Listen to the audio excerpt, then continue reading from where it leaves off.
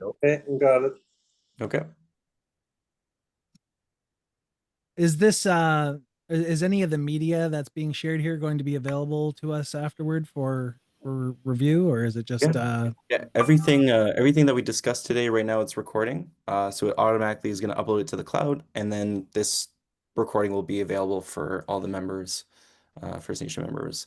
Um, And then I'll go through a little bit of housekeeping and stuff afterwards, but if there's any questions that may not come to you at the time of like our discussions and everything, I'll just put my email in the chat or I'll just say it, make sure everyone has it, and then you can just follow up with me with any questions that come to your mind a little bit later. Um, but with that said, I will just start, and if people roll in, that's great. Um, Before you start, yeah. it's Marjorie from Chapel Cree. Yes, of course, yeah. I was asked by Brian to say an opening prayer before you start. That's usually what we do I love that, yeah. before we start your business. Yep. Okay? Sure. All right. Go ahead, Marjorie. Thank you. Okay. Welcome, everybody. My name is Marjorie Kakaji Lee. I'm a band member of Chapel Cree since birth. And I live at Fox Lake. I live on the reserve here at Chapel. I've been here 33 years. And I'm one of the originals, first ones that moved here to Fox Lake. So that tells you a little bit of history about Marjorie Kakajili. Miigwech. Anyways, Makate Mishita Mishkweo Nishinakasan. We give thanks today for Mother Earth, Grandmother Moon, the fire, the water, the air, and the wind that we use every day. We give thanks for our children, our grandchildren, our great-grandchildren. We give thanks for our elders who are our knowledge keepers. We give thanks for the food that we have every day. We give thanks for our lives. I ask everyone to remember their families today, especially those who are suffering from different ailments, for all the ones that are suffering from drug addictions, poor health. We ask Creator to watch over them. And I ask Creator especially to watch over our young people, our youth, our young adults. We ask Creator to guide us through this new moon, make things better for everyone, and sending prayers to the people out west who are battling with all those terrible bushfires. We ask for peace and harmony in all our communities. We ask for everybody to have a prosperous summer and a good evening. Miigwech, everybody. Miigwech, miigwech, miigwech. Miigwech, Marjorie. Thank you so much. Uh-huh. Thank you so much for that. That was very lovely. I appreciate that. So yeah, thank you so much for joining me. More people did register, but maybe they'll pop in a little bit later. But I just want to go through the agenda first. We're gonna do a little bit of housekeeping in terms of what kind of, if you have a question, little things like that. And then we'll do the welcome and introductions of the iamcree Trust Committee, and then myself and Darcy from Mokwete. I thought the opening prayer was going to be a little bit later, but then we'll be talking about the toolkit, the structure of the toolkit, and then at the end we'll have a question and answer. And then from there, we'll do, so this is kind of just more of a high level of the current or the upcoming RFP process. And then we'll jump into a Word document, and that is the toolkit that will be provided to everyone here and people who aren't here. And that Darcy will do that. And that's just a bit of a deeper dive into tools that will help you be prepared, for in September when the call for proposals comes out, and how to properly prepare yourself and your idea and everything like that. So with that said, I just want to say, yeah, so we're gathered here today because the the I Am Cree Community Trust is offering an exciting opportunity, which is $150,000 up to $150,000 in trust funding through the upcoming Request for Proposals RFP process. While the RFP will be launching in September, we're holding this webinar now to help you start planning early and feel confident about the process. We know that applications and proposals can sometimes feel a bit overwhelming, so that's why we wanted to have today's session to be as clear and easy as possible to understand and to help you have a great start on this great opportunity. If you have any questions at any time, just put them in the chat, or you can use it's the raise hand button if you have a question, and I can just answer it as we go, or if you want to wait till the end, I can answer it then as well. In terms of, yeah, Matthew? I'm sure this will get addressed. I just wanted, so RFPs can be funded up to a maximum of 150. That's per RFP or total cumulative across all of the RFPs? That's a great question. I believe, Brian, correct me if I'm wrong, it's just the one RFP, correct? Yeah, well, each RFP will be given a funding amount, and we'll say this time we're doing this, and this is how much funding we have. This year, like last year, it's $150,000. This year, we're doing something a little different. We're saying submit a proposal. It could be a $25,000 proposal. It could be a $150,000 proposal. And then we'll rank them, and we may award, two 25s and a 100 or whatever adds up to 150. So this one's a little bit more flexible. Okay, thank you. Thanks for that, Brian. So yeah, we're just going to walk through what to expect, what kind of ideas are eligible, how to put together a strong proposal, and our goal in the end is to give you the tools and info you need to bring your ideas to life. So with that, I don't know if Brian, if you want to just do a little intro, and we can do one on that side as well. Yeah, these are your current trustees. They've been in place. I've been here since inception. Even before inception, I was working on the draft of the treaty, not the treaty, the deed of trust, the whole trust arrangement that we have to follow, and we absolutely have to follow this deed of trust. It is the Bible. And we must follow this, and our hands are very tied. These are the three trustees currently. One is Sandra is on reserve trustee, Alden is off reserve trustee, and there's another position of trustee at large. Each one holds a 6-year term, but they're staggered. This year I'm up for election, so or the position's up for election, and I am running. And we'll find out on Saturday whether I continue to be a trustee or not. So yeah, thank you very much for attending. I just want to say that the reason we did this, it was actually a recommendation by Alden. Maybe we launched an RFP in 2023. We didn't, and usually we launch an RFP and we fund it in the following year. So that would be funding in 2024, last year. And we didn't get any proposals. So we said, what are we going to do about this? Let's try to make people more comfortable with this process. Maybe they don't know what RFPs are. Maybe they have never heard of that or have responded to anything like that. Maybe never put together information like that, proposal. So let's try to make them comfortable. Everything you see, as John said, everything you see is going to be available. A full recording will be available. It will be available on the iamcree Trust the website. That's just the website name. The trust is actually the Chapleau Cree, Chapleau First Nation Community Trust, and that's our official name, if you want to call it. And it's not a corporation; it's a trust.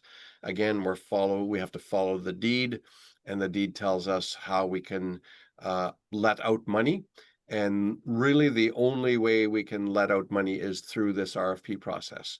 If we wanted to change that, we would have to basically redo the whole deed of trust, and that's a big deal in trust. Trusts are meant to be in place for 100 years, and then they can roll over to another 25. So yeah, that's my opening, and we're here to try to make you feel comfortable with the RFP process. Having said that, if you're not here, well, you're not listening to me. But if you're not here, these materials will be available. We may choose to even do a rerun of this sometime in September before we launch the RFP. Thank you. Thank you for that. I'll start with myself, and then Darcy will go. But for who isn't here, Maya is a senior manager at Mokote for a couple years now. Unfortunately, she can't be here because she's traveling in community. But she, during this project, was overseeing just making sure everything we were, putting into the project was accurate and making sure that things were neat and tidy. But for myself, my name is John Ross. I'm Mi'kmaq and my family comes from Truro, Nova Scotia. We're members of the Millbrook First Nation, or band rather.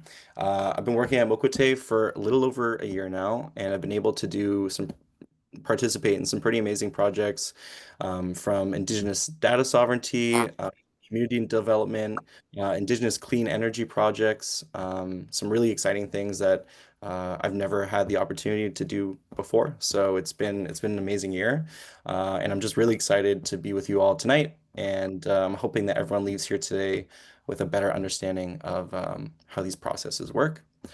With that said, I'll pass it off to Darcy.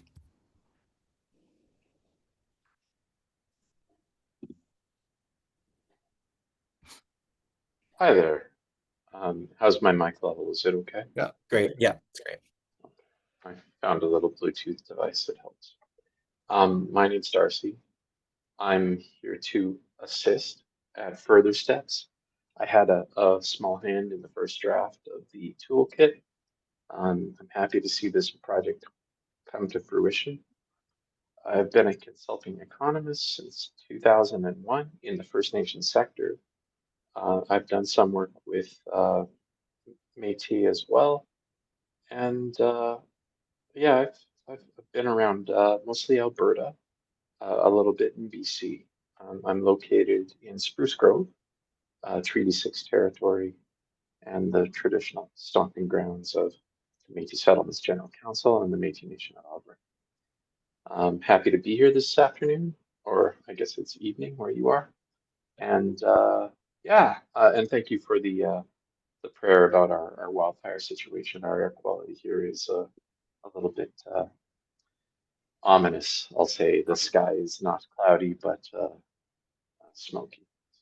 Yeah. So very much kind of grateful for the kind words and thoughts and prayers. Yeah, thanks. That's all I Okay. have. Great. Thank you, Darcy.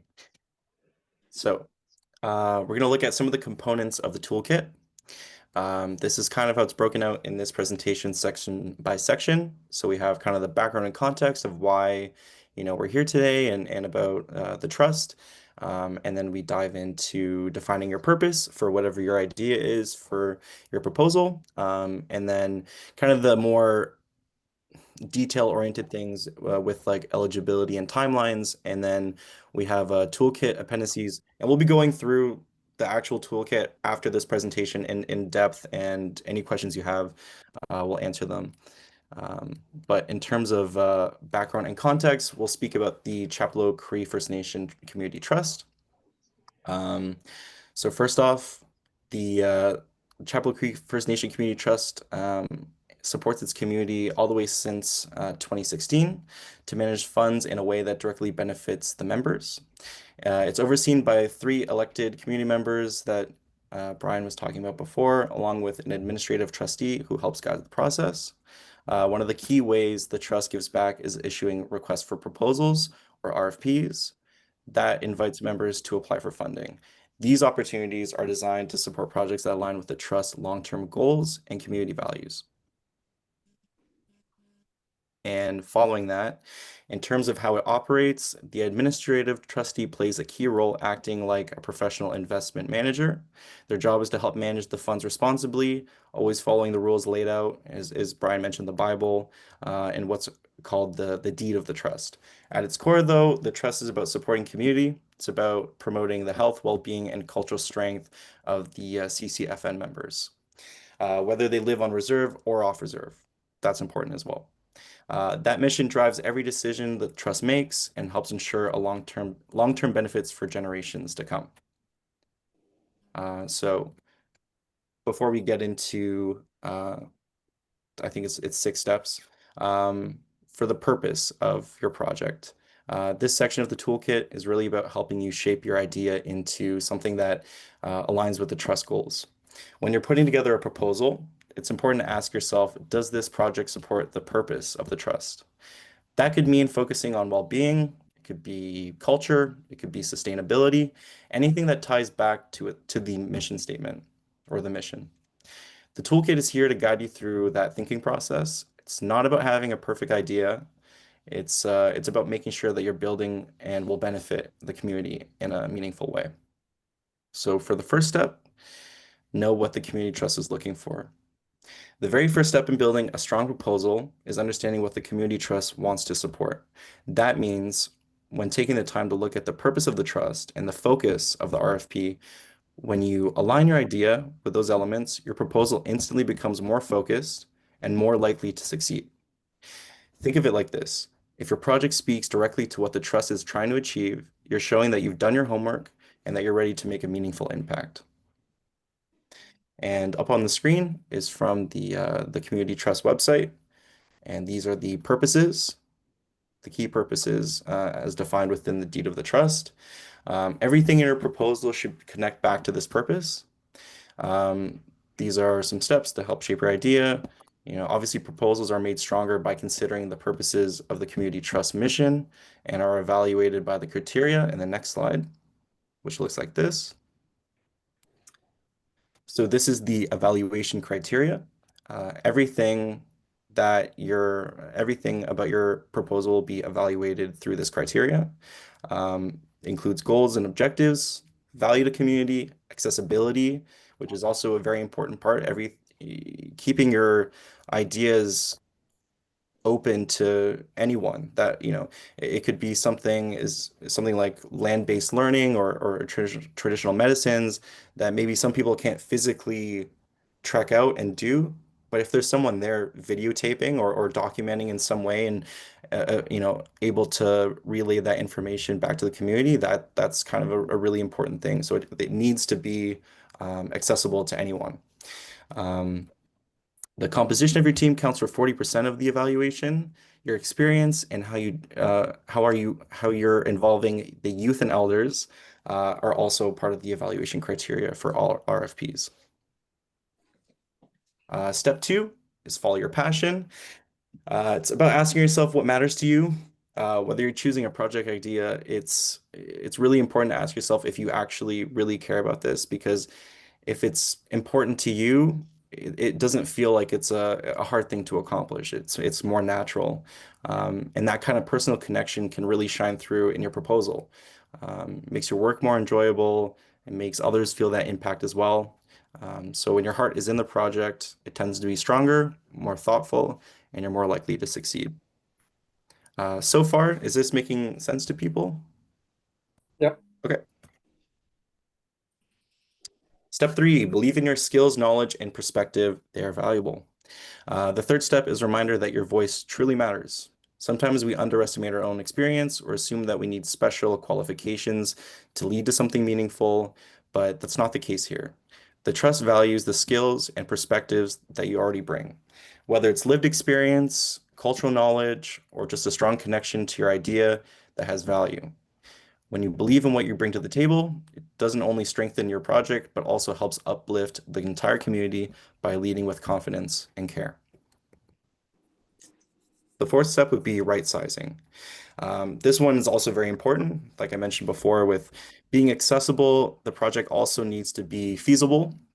So while, big projects are great, it can be a little bit more challenging because of the scope of them. You might think that you have all these resources or you have these things like mapped out, but just because it's big, that doesn't mean that you're making, an even bigger difference, because a single workshop, a recorded story from an elder, or just bringing a few people together for learning and sharing can also have a great impact. So think about what's realistic for you, for your time. A right-sized project is something that fits your capacity, your passion, your purpose, and that's what makes it powerful. It doesn't have to be a huge project for it to be important. For community alignment, it's all about grounding your project in the community. Your idea should reflect the culture, values, and traditions of the Chapleau Cree First Nation. It's important that your project feels meaningful and appropriate for the community as a whole, not just for you personally. Projects that include youth and elders are especially encouraged because they help build stronger relationships across generations. When you bring people together and align your idea with community priorities, your project has a greater chance of making a lasting impact. Step 6, and I think the last step here, is all about resources. So think ahead. Your project will run more smoothly if you do so. Start by looking at what you've already have, whether it's your time, whether it's your skills, equipment, community connections. Figure out what you still need. Maybe it's volunteers, maybe it's materials, or maybe it's someone with a specific skill set that you personally don't have, but you can acquire. That kind of gap between what you have and what you need is what helps shape your budget request. By being clear and realistic about your resources, you set your project up for success, no matter the size. So, um, structure should flow from the project purpose and be adaptable to circumstance. Projects must be accessible. We've kind of talked about these things before, but it's just a good thing to reiterate. Next, we have some ideas. These are just some examples that we ran through with Brian, and obviously not an extensive list. And I will kind of repeat myself again here but it is important. So some of the ideas, could be cultural displays, could be economic development training. Like I talked about earlier, it could be land-based learning, whether that's like traditional medicines or that's hunting and gathering, stuff like that, mentorship programs, cultural camps, group trips, stuff like that. All ideas and all the projects need to be accessible by the entire community. I've said that before, but it really is an important part of this. Obviously also aligning with the purposes of the trust. So for instance, like I mentioned before, um, where there's land-based learning and maybe someone physically can't make it out there, making that extra effort or thinking about those kind of those gaps in your proposal where um, having someone there to document it and then bring it back and then making it accessible to everyone. Doesn't have to be just that example, but just that adaptability and just that kind of forethought is what you really need to pay attention when you're putting down these ideas. But what matters most is that your project connects back to the trust purpose, and that reflects something meaningful for the community, for yourself, big or small. If your idea brings people together and helps preserve or grow something important, it's worth pursuing. We do have in the document we're sharing after this, we do have kind of a more exhaustive list, but it's not limited to a certain type of idea or a certain type of industry or anything. Just making sure that it ties back to the purpose and it's accessible. Those are kind of the main points. So this is kind of one of the successful project examples. Some of you might know Jennifer David. You might know her as Jennifer Swanson. Submit an idea to research, write, and publish a book tracing our nation's story from the signing of Treaty 9 up to today. What set her proposal apart was two parts. Deep community involvement. Jennifer actively gathered stories and photographs directly from community members, ensuring many voices were represented on the page. And tying with that, strong alignment with heritage goals. Preserving and sharing their history is a core priority for the trust, and her project spoke directly to that purpose. When an independent review committee scored all the applications, these strengths pushed her project to the top of the list. It's a reminder that proposals grounded in community collaboration and cultural preservation are highly valued, and they stand out in the selection process. So we have a little timeline here. So obviously we're here today on the webinar on June 11th, and between June and August, we have the project and proposal planning. In September, it will be the call for the proposals. So that's when community members will be asked to start submitting their ideas. And that submissions go till December. And then the call for evaluation committee comes together, decides, and then the decision and award will be in January 2026. So this would be the toolkit overview. I'll do a little brief overview here, and then Darcy will take over for a little bit. But this is just essentially a high-level overview of the toolkit. We've developed with CCFN members to prepare a strong community focused proposal. The goal is to support projects that align with the Trust mission, like I said before, make sure that's accessible, and they'll be evaluated based off the alignment with the Trust goals and accessibility for both on and off reserve members. So I'll let Darcy pick up here, if that's all right. And maybe Hi we'll there. go through the budget example and then the checklist example, if that's okay, Darcy.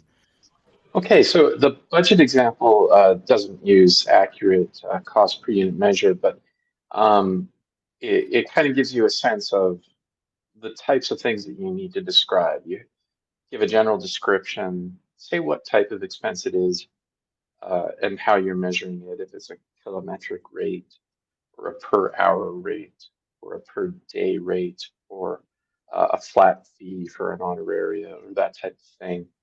What you're spending, and then how many units generate a total cost, and then declare whether or not it's a contribution in kind. That is to say, something that you're not requesting funds for. And the reason why you want to demonstrate contribution in kind is because it shows value and buy-in. It shows that you, as the proponent, are bringing some of your own resources along with the resources of the trust to create a bigger and better project altogether. Thank you so much. And then we'll just do the checklist as well. So when you walk through the toolkit, you'll notice that these types of objectives that are in the checklist are covered, and we do provide a fillable form or a worksheet for you to begin thinking about and planning some of your ideas. Important to note that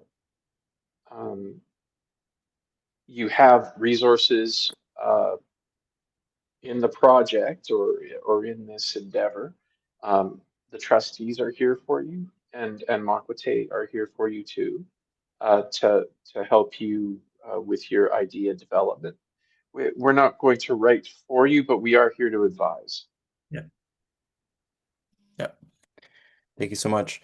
So that is kind of the end of this part of the presentation. The next part is the toolkit.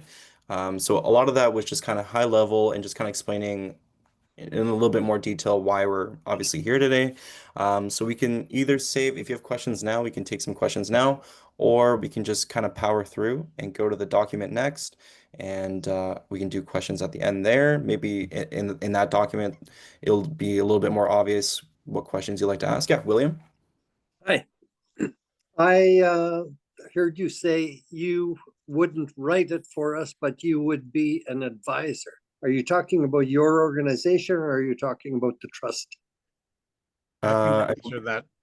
We have commissioned Makwate to do two parts.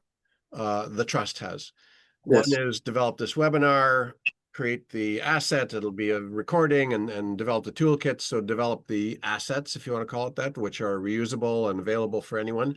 But also when the RFP is launched, they're able to provide one-on-one support for anyone who's putting together a proposal. And I think someone mentioned that the trustees are also here. Yeah, we're here, but in the middle of an RFP process, we have to be at arm's length. We can't be seen coaching any one particular proposal proponent. We would leave this to Makwate. If you want to reach out to Makwate and get your support, anyone who's responding to the proposal will have, I think we've budgeted something like 4 hours of support with Makwate. Okay, I understand. Yeah. And just I guess on the end of that, we'll also be sharing, I mentioned before, but at the end, I'll make sure everyone here has myself, Maya, and Darcy's email. So yeah, and if you don't like sending an email, you I can add in my phone number too if you need a call, if that's a little bit easier for you. But any way that we can help you, we'd love to do that. So Brian, with that said, should we just move on to the next document? Should we take 5 minutes, or should we just power through? Is there any other questions? One thing that was asked, if you have other questions, think of them and put your hand up or put them in the chat. We can Yep. respond to them. But one thing that was asked previously to the webinar, and the person said they're going to join, is will you, fund? We do have a mandate. You saw the purposes of the trust. We have a purpose, which is economic development, and I want to distinguish something there a little bit. And so if you had a trucking business and you're going to buy another truck and you're going to deliver goods with this truck or whatever it is, we would not sponsor anything like that. That's going to benefit you. You might even have a member of the community employed. You might be a member of the community and you're going to employ someone else as well. That's great for you and your business and the one employee, but it's not good for all members. And one of the most important underlying purposes or let's say criteria of the RFPs is it must somehow benefit the community, and the community is stated in the deed of trust on and off reserve. Now, doesn't mean we're not going to sponsor an entrepreneur. If you said, I'm going to start up this business and the business is going to be to actually teach Cree language digitally somehow, and all of Chapleau Cree will have access to this thing. They may even have to pay a small fee. That's the type of thing we would support, even if it was maybe you make a little bit of money off that and maybe you compensate, or maybe that helps pay for the service and the cost of delivering the service, but it's really about teaching people Cree. It could be our Cree Nation and other Cree Nations as well. So we're not to say that we won't support any entrepreneurs. We will, and we do have a purpose for business development or economic development, but it's really something that somehow has to benefit the entire community. Yeah. I appreciate you making that distinction a little bit more clear. I tried before saying that, but that was a great way of putting it. I appreciate that. With that said, again, like, should we just take 5 minutes or should we just jump into the document? Let's just go. If we have to give people 5 minutes back in their evening, Yep, it's fine. let's do it.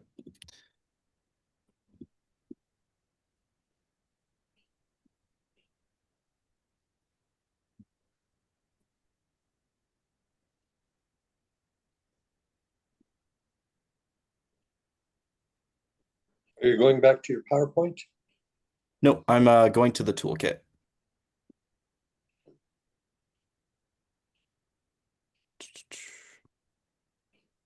Okay. Share. Just let me know if everyone can see this document all right. RFP toolkit. Okay. So Darcy will be the one who did a lot of the writing for this toolkit. So Darcy will be leading it, and then I'll just assist visually, making sure I'm aligned, like following the pages. So whenever you're ready, Darcy. Sure, sure. Welcome to the toolkit. You'll notice that much of the webinar and PowerPoint presentation and the toolkit are closely aligned. If you could start scrolling there. Yep. So we talk about the composition of the trustees of the community trust. Keep going. And outlining the purpose of the trust. We talk about defining the purpose on page 2 here, or 3 if you count the title. Outlining criteria, discussing steps, These are the same steps that we just went over. Yep. The structure, we duplicate that that infographic here in just a plain text listing. And we also discuss your eligibility and timelines.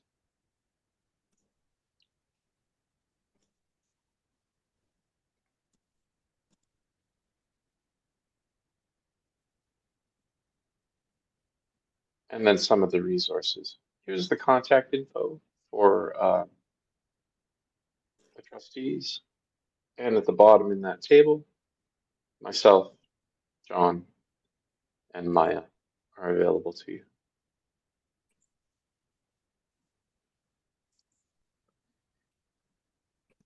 Everything in the appendices is kind of an optional tool, if you will, for you to just form your thoughts. These forms are not the RFP. That's coming in September, as we heard Brian say a little earlier. This is just some worksheets, some pre-proposal tools for you to frame your ideas that will be beneficial for you to start thinking about ahead of time in order to evolve your idea and find partners in the community, elders, youth in particular, which are a rated criteria. Okay, let's keep going.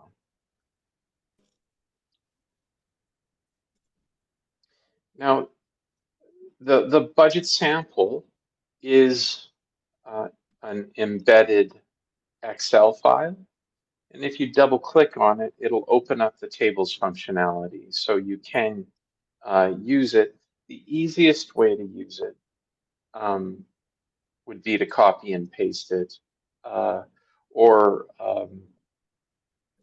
request it by email would be really the easiest way. So if you just shoot me an email at ddupas@makwete.com, I can share a copy of the open Excel spreadsheet, and that'll give you a template to use for forming your ideas around the budget.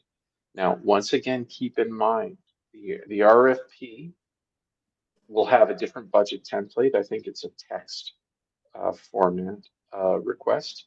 So this helps you shape your ideas, but it won't be your definitive budget.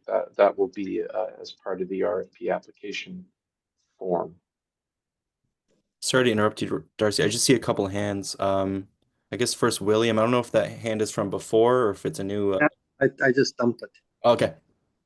Okay. Matthew. I just wanted to know. I imagine it would be easier if these articles and tools would be available on our trustee website. Okay. That way, we don't necessarily have to reach out to seek them. You know, if there was Yeah. like an area. Yeah, like I guess in my mind, after obviously today, we were gonna.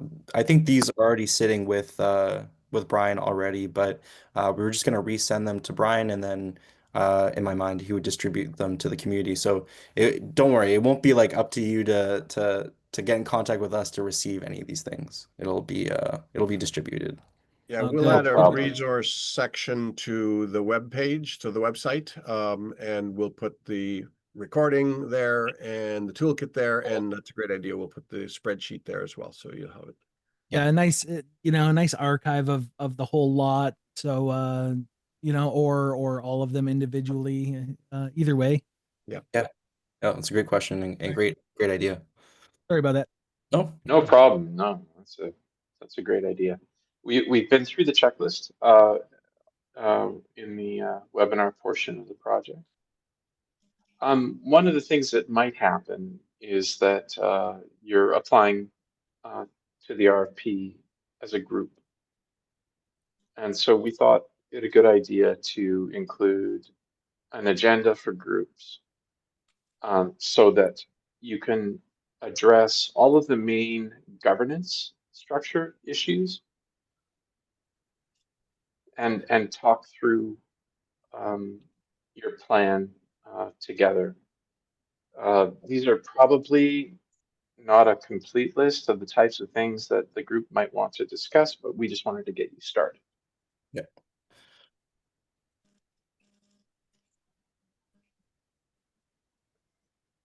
And again, not a complete listing of all the possibilities in front of us for cultural content, but just by major division, we talk about arts and crafts, outdoor interaction and education and ceremony, music, language, song, story, dance, cuisine, and celebration, and then hybrid and new cultural practice as potential categories of activity that would be considered cultural development in the upcoming round. Important to note that the upcoming round is cultural, but subsequent rounds might touch on some of the other purposes of the trust. Yeah. And lastly, something to keep in mind is calendars. These are Indigenous peoples calendar events in Canada. They would indeed make a reasonable, shall we call it an emergent cultural practice of a recent recognized days, campaigns, and social movements that could qualify certainly as cultural. And I believe that's it for the appendix, but I guess I also just want to highlight, while all these things in the appendix here are optional, I would really implore people to use them, especially I believe it was the pre-proposal worksheets, because you might, I mean, I don't know if anyone here has a full idea of exactly what they want to do, but just by filling out some of these things, and some of the questions that are here, and again, these aren't exhaustive questions, and these aren't like the questions that, um, but they're all focused and they're all will assist you in developing your idea more. And maybe while you're filling out one of these questions, another idea pops into your head, or maybe a different version of the idea that you thought you had in your mind when you started writing it down. All that stuff can change. So I think stuff like this, even though it is optional, I think it is a great thing to exercise, just for your own creativity and for your own. For me personally, I like to write things down, whether it's on my computer or whether it's on in a notebook.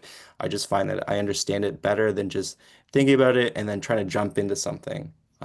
So while everything here in the appendix here obviously is optional, I'd really recommend people just take the time and fill it out.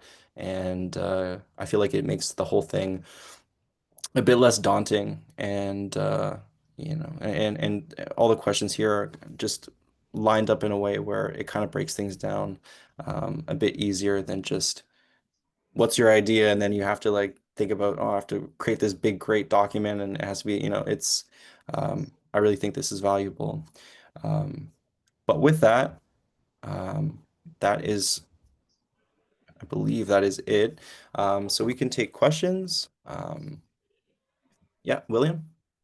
Hi, I have a question. Yep. It's how do you manage the project from outside of the people putting it together? Say I come up with a plan or a project. Yep. Who's going to monitor me to make sure that I'm doing my job? Monitor you in terms of writing the proposal and submitting it? No. Or- Say I awarded the proposal Okay. and now I'm going to go away and do the job. Yeah. I can answer that, John. Okay.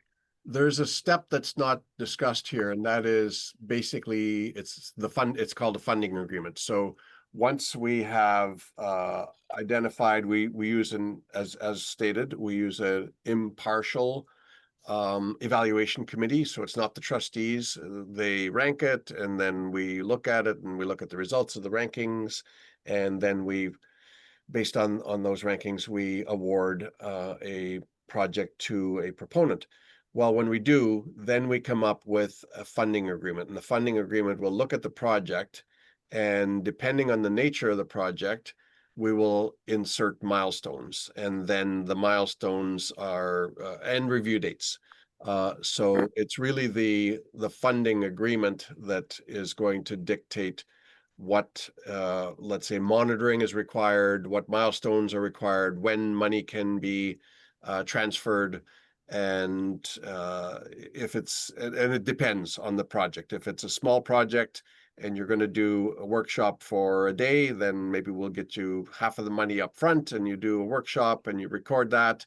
And when you're done, we send you the other half of the money. If it's a longer project, like the one that John talked about was awarded, it was, it's approaching a 2-year project now. Should it have been, that's another matter, but it's approaching a 2-year project. Well, it's got milestones and funding payouts. And if you don't, and check-ins, and if you don't, keep up with things, you don't get all of the money, right? Yeah. So it's tied to the funding agreement. I have one last question. Did this presentation go over the criteria for evaluation? I think I saw something.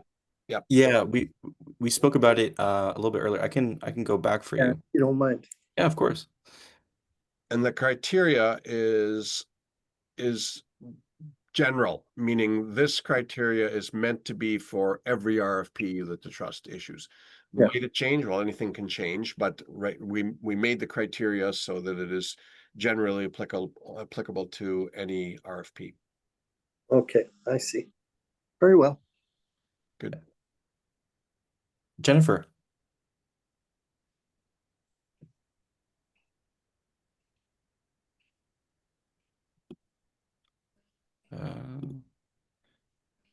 Not able to hear you.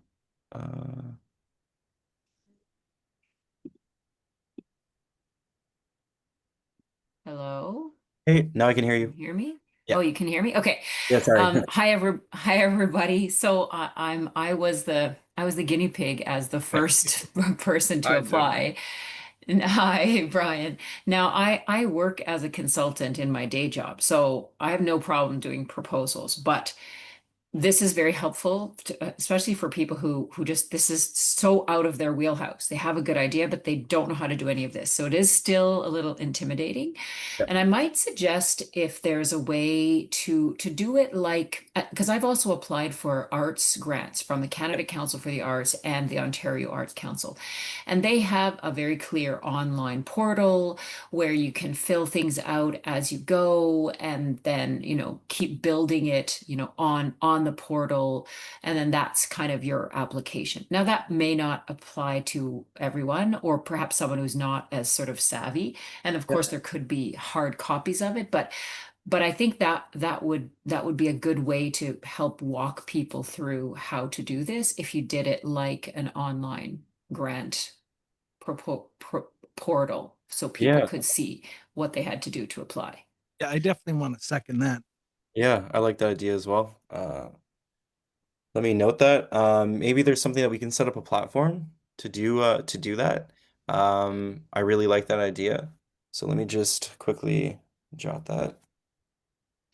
And I'd also, again, taking a page out of grant applications, especially like there's the Indigenous, you can apply through the Canada Council through Creating, Knowing and Sharing. It's their Indigenous like arts funding programs.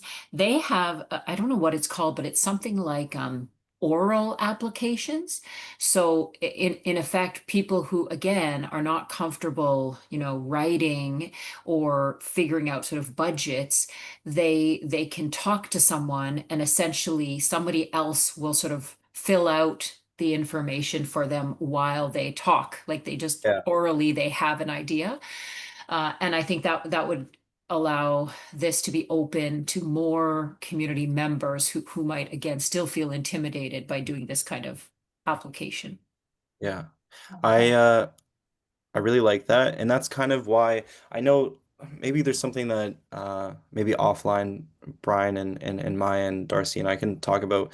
If it's only 4 hours of support, that might be a little bit hard to accomplish. But um, I that's what I mentioned before. If it's easier for someone to get in contact and explain something to me over the phone, Yeah. like that is totally fine. I have no like Yep. whether it's text, phone, email, whatever the format is that works for people, I want to be able to support that. So I really I like both those points. Thank you so much, Jennifer, for bringing those to the table.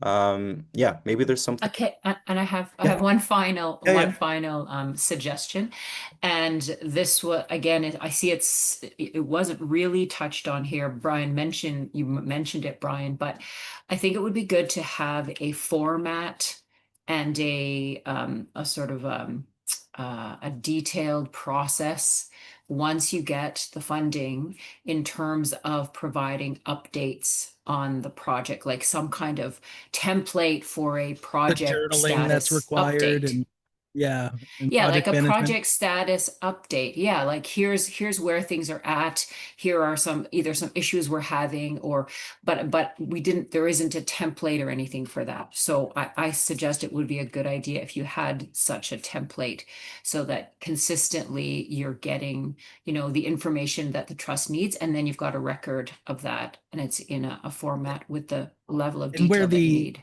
and where the trust can hop in on it with it. Sorry to hop in and step on your proposed idea. But I had seen I have a website that I use for my project management projects that I have is a free website called teamwork.com.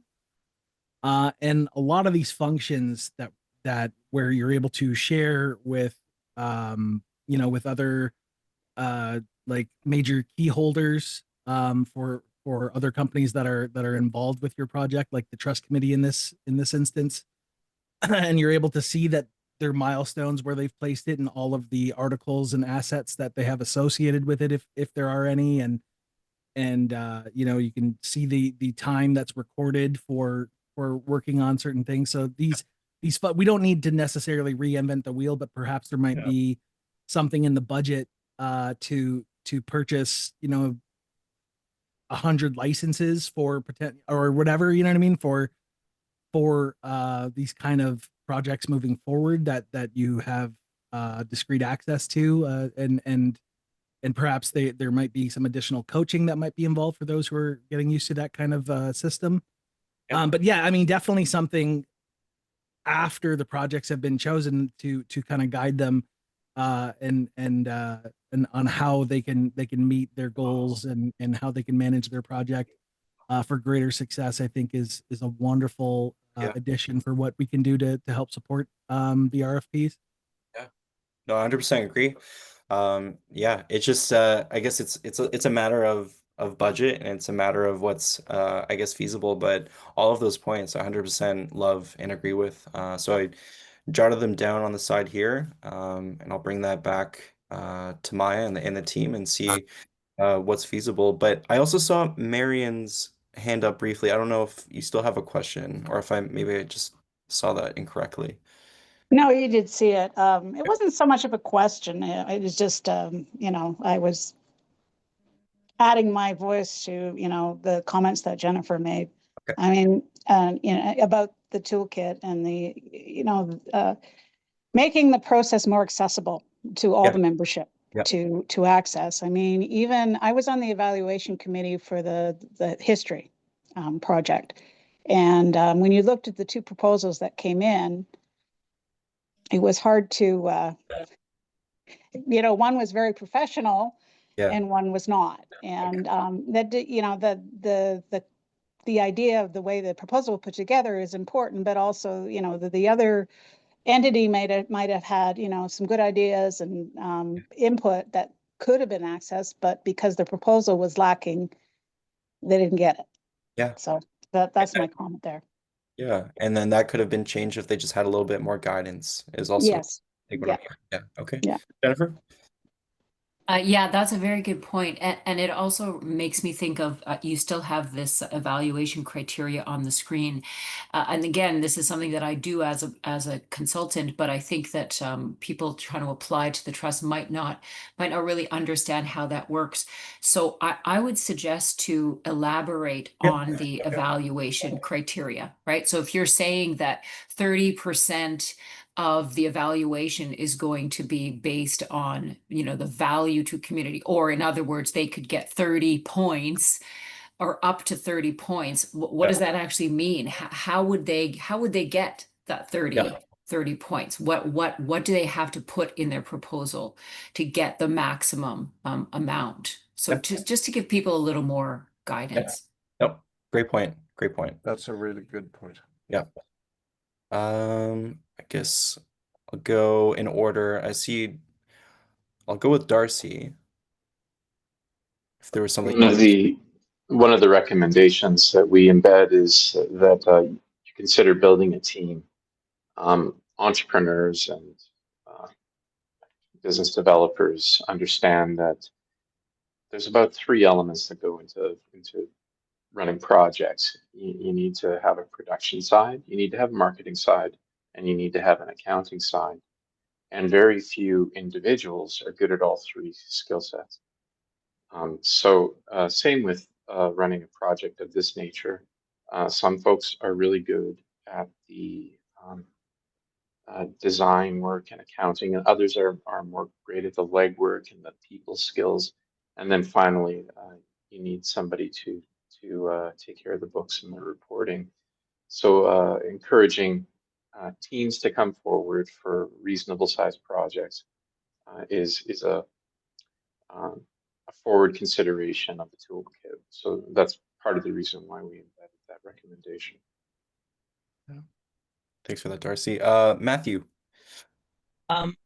Yeah, sorry. My last kind of recommendation is that I would hope just to build kind of on what Jennifer was saying with regards to really expanding on the clarification of exactly how the evaluation criteria is evaluated and what what the how those points are granted or removed is is that I would imagine it would be helpful to have a small handful, like 2 or 3 examples of completed RFPs. Like one, like it doesn't have to be, actual RFPs with real people's names, but an example where and you can have comments on them where you can see, this is where 10 points are gathered here and 30 points here, so that, you know, people are able to not only see what a finished product should sort of approach from a from a design and formatting standpoint, and as far as reaching all of the goals that they intend to include in the document themselves in the deliverable, but also what things they need to be mindful of to help them navigate making sure that they're meeting the evaluation criteria to the best of their ability. Yeah, no, that's very much feasible. I can pull a few successful RFP stuff, just even from our documents, from our SharePoint, of things that, like certain RFPs, like we know other people that are competing for, and we got it for a certain reason. So I can definitely break that down, the evaluation criteria a lot more. It's good to hear Yeah, that. even a bad example of Yeah. one that's like kind of halfway there, Sure. where you could, Yeah. Okay. Yeah. I like that. I Thank think you it's a for great idea. We could like other RFPs are maybe helpful, but if someone's trying to correlate between a totally different RFP and this type of RFP, it might not be that helpful. What we can do is, as someone said, just take a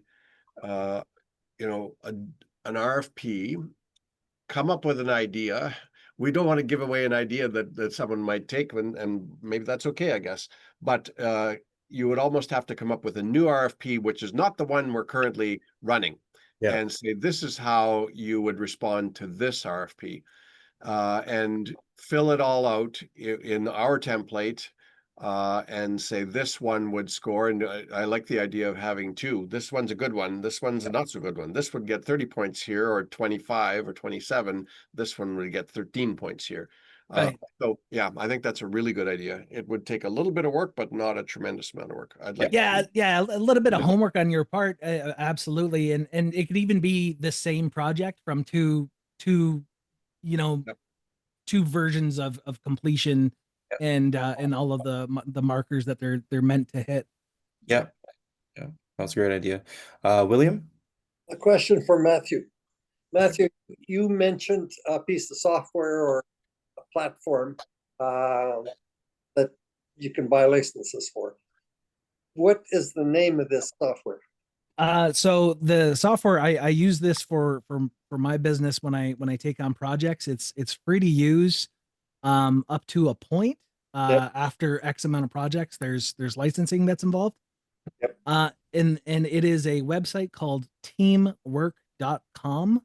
Another example of it is another site called monday.com. Hold on. Teamwork.com. Yeah, I'll type these out here in the chat for the record. Yep. And the second one, go ahead and type. Yep, got that. And the second one is monday.com. Monday, the day. Okay.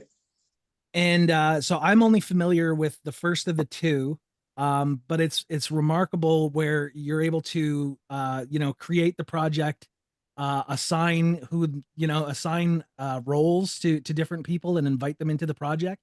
Yep. You can invite outsiders to the project as well to monitor its progress and to make comments. And then you would first set up like your goals and milestones, and then you can delve deeper into those and develop your sub goals into them. Yep. And as you create your assets and your Excel file sheets, all of those things can be shared with the whole team through this website and marked and monitored. Furthermore, changes to those documents can happen right through the website itself. And you can, as people contribute and complete goals, there are alerts to let you know that certain milestones are reached on time. If something's running behind, and you can see how it's lagging the rest of the project. There's automated emails that can be sent out. And not only that, there's also like a billing feature that's included, which includes like a time tracker for so you would set up, for example, if you were setting up an honorarium to have a teacher come and help you, let's say, venture out into our local areas in order to find all of the grandfather medicines and to document them and to explain why they're helpful and the stories behind them. That time can be recorded, that you spent 7 hours with these people. You can start the clock on your phone and it records it on the website. And when you end it, that billing can say, hey, I know this is standard $500 for the honorarium, but next time we do it with a film crew, that film crew has a different pay rate, and we're gonna have to go back out, film it in 2 or 3 hours, start the time on them, and they're paid $80 an hour or whatever it is. So all of those budgetary things can be recorded, and as you procure different things like new lenses for the cameras, or you need to procure fabrics for the to help make the dresses and stuff like that for the people who are on the film. All of those things can be added to invoices, and they can be billed out at certain milestones or weekly, however you want. It's a remarkable tool that's free to access. I think you can have up to 6 projects at once. After that, additional projects, and there may be a limit now on how many project contributors there are. I would imagine some are around 10 maximum contributors. So if you have more people on the team, there may be, once again, some licensing restrictions there. But definitely great resources to get familiar with. Yep. One final question. How much per seat? I know it'll be a scale, but what's a rough estimate of how much on a seat? All right, we're talking about teamwork. Yeah. Like I said, I've been using it for my business, and I only usually have at most 4 contributors, Yep. and then 1 or 2 people from the businesses that I'm doing work for that I want them to be able to check in on the project. Mhm. I've never had to pay for this software at all. Okay, so Um, it's free to use, and as long as you don't violate that, you're okay to a limit. yeah, exactly. And you can archive, like once you're done with a project, you can archive it and revisit it. But as far as active projects are concerned, there's a limit of like 6, something. Yeah. Okay, great.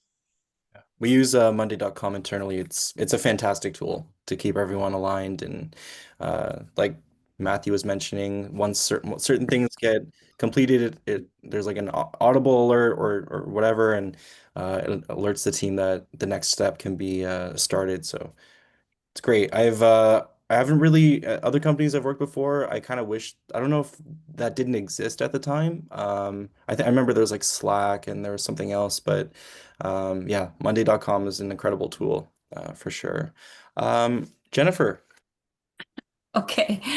This is more of a broader question. I don't know the answer to it, and I don't know why the trust has not received any other, proposals in the past couple of years.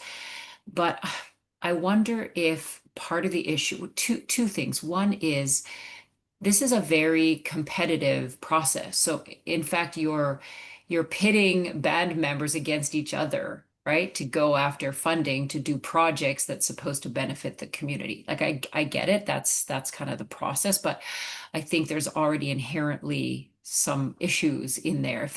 I don't know how there can be more collaboration, which leads to my second observation, which is, I mean, there are so many. I mean, we've got 80% of our band members live off reserve. I don't know, like half, not even half of the board, the band members. So if I had an idea, and $150,000 is a lot of money, I don't know if there's band members who would make great team members with my idea, because I may have an idea and I'm like, there's no way I could do this on my own. And I don't know where to find another band member who might have a similar idea, who's now struggling to say, well, I'm not going to put in a proposal because you're right, I don't know who could be on my team. And so I don't have an answer to that, but I think if we could get at a way of finding ways to do more collaboration, and Marion, you mentioned when I submitted my proposal, obviously I knew who I could ask, but somebody else was submitting a proposal. And if I had known who that person was, then they could have, we could have been on a team together and done one proposal.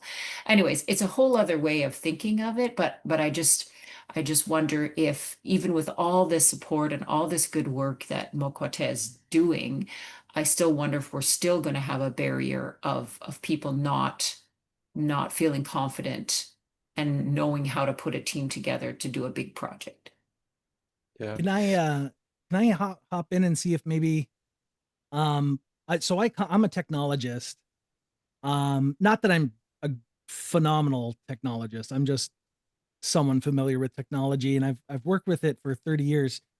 The potential solution here, I would imagine, is like it almost sounds like, and I've had this same kind of like, how do I reach the band members when we're not allowed necessarily to know, like if we were to ask, hey, can I get the mailing list of the band members? That's not information that that's allowed to be shared. So it's almost like we need to have like our own kind of social media platform. Hmm. So the next step I went was, what makes a bit more sense, and I think having like a third party, like the trust committee, like host a forum. Yep. So that uh the members could all be signed up or sign themselves up or something along those lines, where in that forum we've got sections, and one of those sections can be, you know exploring these ideas and meeting like-minded members, and what they're strengths are or weaknesses are, where we may be able to fill in those gaps with one another. I agree, Matthew. That's a good idea. We need that platform. Probably the trust is a good place to put it.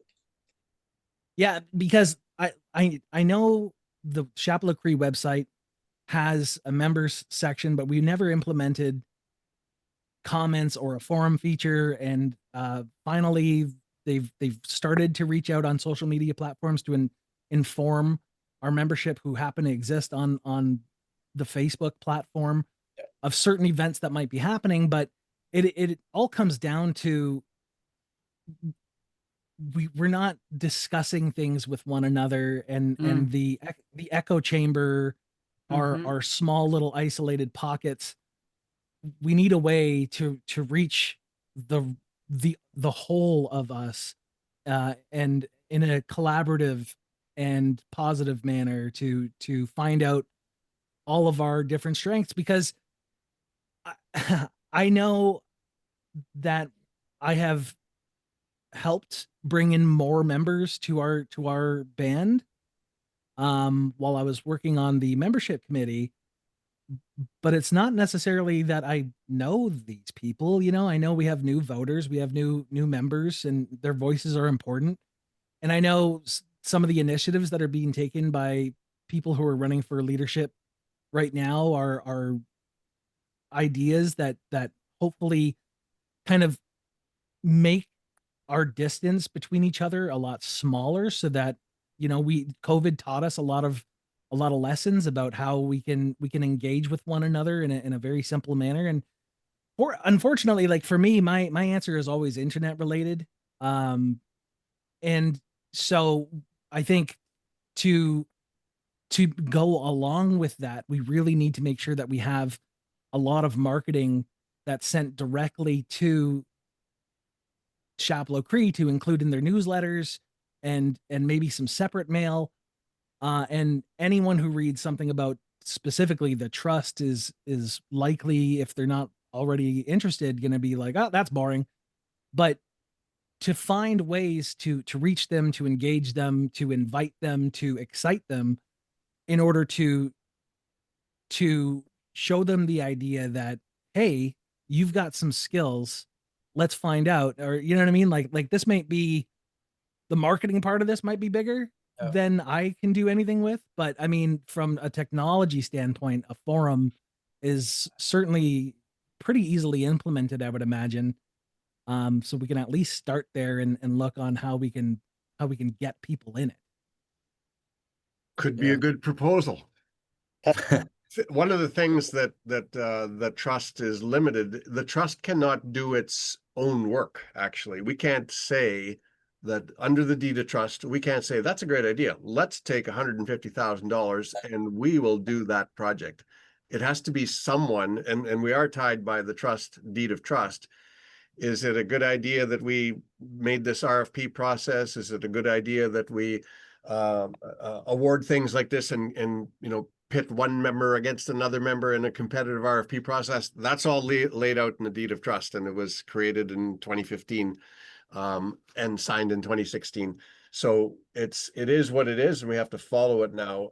But one of the other things is we can't even, the trustees can't access the money in the trust to do any of these things. It would have to be someone proposes this forum and someone says, I know how I'm going to build this. We're going to do it like this.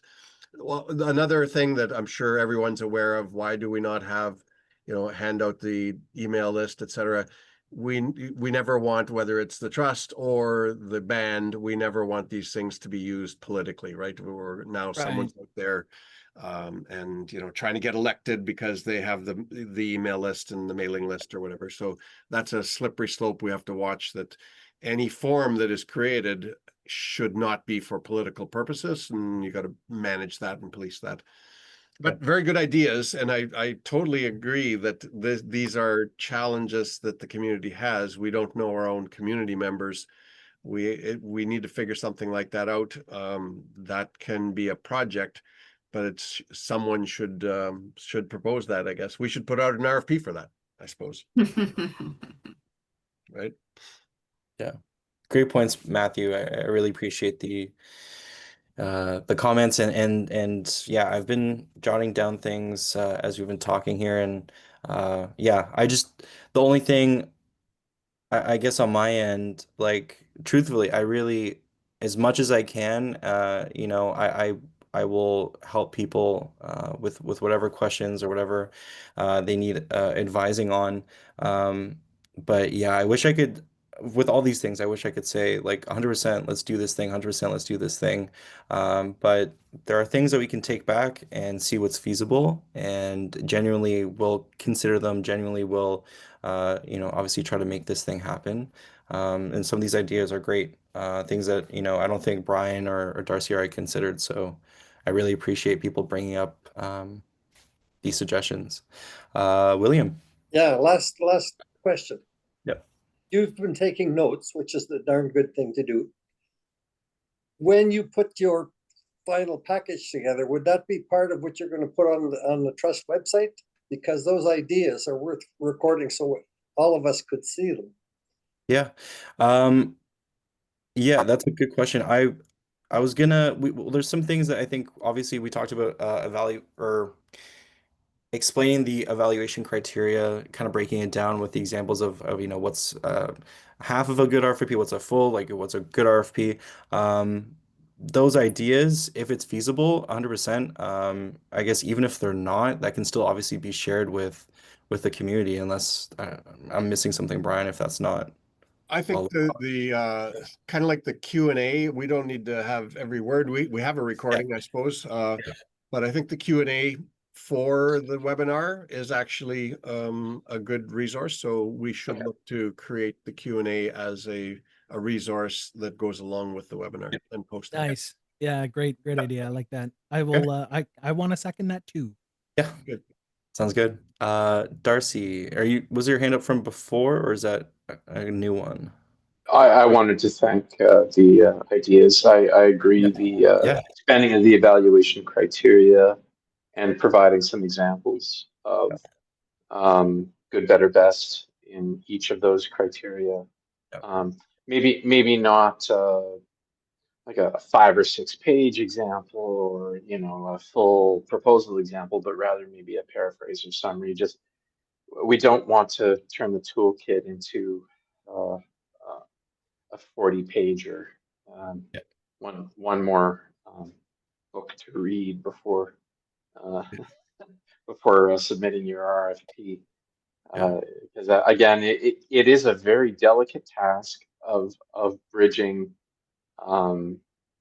again, non-professional layperson, average community member, and maybe high skilled even. We want to make it accessible as possible. And again, if we're making things very, very complex or arcane or deep and deep in its discussion, then we may serve to confuse rather than show the path of least resistance. And that's our main objective, or at least is what I feel is create a path of least resistance for members to submit what is enough of an RFP to be successful. Yeah. Thank you for that. Marian, I saw that hand go up. It's gone again. Yeah, no, well, I'm here. Not really a question, just more comments. And just my stating that, you know, there's two things that I think are really important for the trust to have a successful process that produces ideas that would be beneficial for the community. And one of them is the whole piece about community engagement, right? And that's an even bigger piece, because, you know, now we have a community where we have a lot of people who live off reserve. I'm one of them. And they may hesitate to put forward ideas because they don't feel connected to the community. And that's an issue. So that's part of the whole issue of community engagement. The other piece is just in what we've discussed, and the last speaker was talking about, is the whole thing about accessibility. making sure everything is accessible. Yeah, I tried reiterating those kind of points where making sure everything's accessible to everyone, and making sure it obviously aligns with community and the trust purposes and stuff. But I really appreciate everyone's comments. There are some things to add to the toolkit, some things to elaborate on, which I fully agree with, and I appreciate everyone raising their hand and sharing their thoughts, because it takes, doesn't take just 3 people to figure out this thing. It takes a village. So I really appreciate that. William. I thought this was my last comment was, but Yeah. first issue is one that is real. We Yeah. need to find collaborators. So I'd like to make sure that you at least put that in the summary. Yep. Yep. Not 30 lines, but at least 15. No, but anyway, just so that it's clear that we need to find collaborators. Yeah. Okay, good. Thank you. Thank you very much. Is there a way, like for example, I thought, like I resonated very strongly with all of the ideas that Jennifer put forth. Is there a way that I might be able to reach out to her at the end of this, such that we might be able to put our heads together for I'm some happy ideas? to share my email address with you. Yes. In fact, I'll put it in the chat. I've got no problem with sharing that. All right, I'll thank also you, do Jennifer. that. I'll also do that for myself and Darcy.